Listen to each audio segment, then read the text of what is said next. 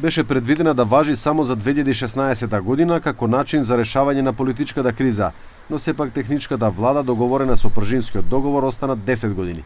СДСМ, која не беше дел од лидерската средба одржана во средата, вели дека техничката влада била договорена со цел да се спречат злоупотреби на институциите пред избори, но потврдуваа дека изминатите неколку циклуси се демократски организирани.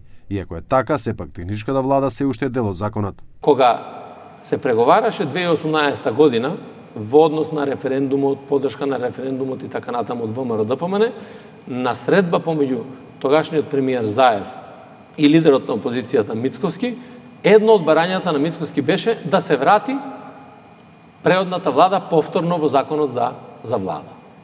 Затоа што смета дека на тој начин опозицијата ќе има механизми со кои што ќе учествува во креирање на поволен политички амбиент за фери демократски избори и тогаш Социјалдемократскиот сојуз прифати да се врати техничката влада, односно таа преодна влада во закон за влада, се врати како преодна влада, меѓутоа не се стави посебна преодна одредба со која што ќе кажеме да ќе важи за еден изборен циклус и така натаму, туку важи во континуитет.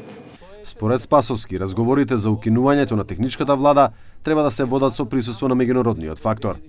Овој разговор за техничка влада, преодна влада и така натаму, ако се води, треба да се води во рамките на најголемите политички партии во собранието и секако со меѓународната заедница, за да се изанализира од секако можен аспект. Ние сметаме дека треба сега да продолжи за следните парламентарни избори истиот начин на функционирање на техничката влада. Токму ова е една од опциите кои ги спомна Мицковски по лидерската средба на која СДСМ не присуствуваше. Знаете дека тој закон се менува со просто мнозинство во парламентот, со 61 глас за.